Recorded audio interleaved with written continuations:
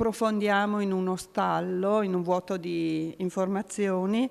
L'unica cosa che posso dire è che abbiamo presentato una nuova richiesta alla prefettura e siamo in attesa di una risposta per fare una nuova perlustrazione e allargando, diciamo, un po' l'area del territorio. A più di 3 mesi dalla scomparsa, i familiari di Matteo Vendramin non abbandonano la speranza, non possono e non vogliono farlo. Da qui il loro nuovo appello perché la macchina delle ricerche si rimetta in moto, ma zia Lucilla si rivolge a tutti indistintamente.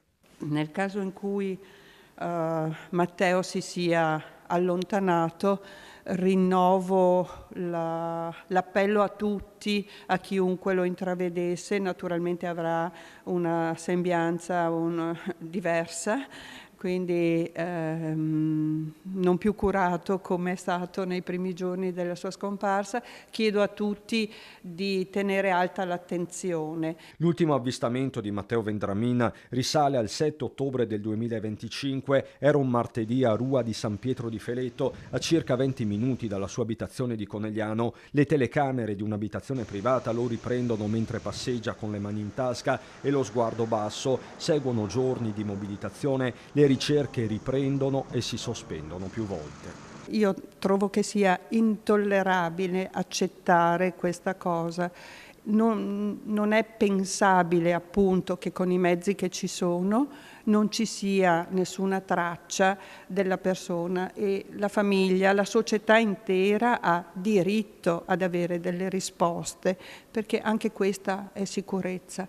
I familiari in queste lunghe settimane sono supportati dall'Associazione Penelope, un appoggio a 360 gradi. Cerchiamo di portare un supporto sia psicologico che tecnico e anche legale per aiutare la famiglia a ritrovare Matteo. Il giovane, laureato in scienze e tecnologie alimentari, aveva un buon lavoro, nulla faceva presagire una fuga volontaria. Restano l'angoscia e tanti interrogativi.